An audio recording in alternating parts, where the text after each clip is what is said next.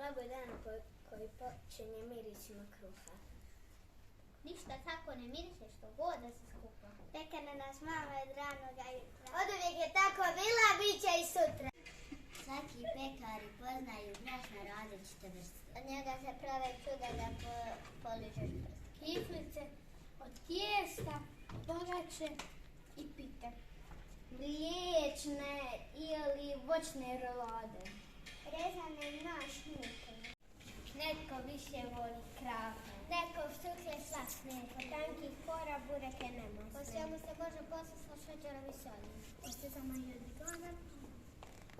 Neko to isto voli. Pekari ko čarobnjaci. Od uvijek se trude. Odhraniti tim u vijeće djecu i ljude. Zato nek svatko čuje za pekarsko znanje. Jer baš ono zaslužuje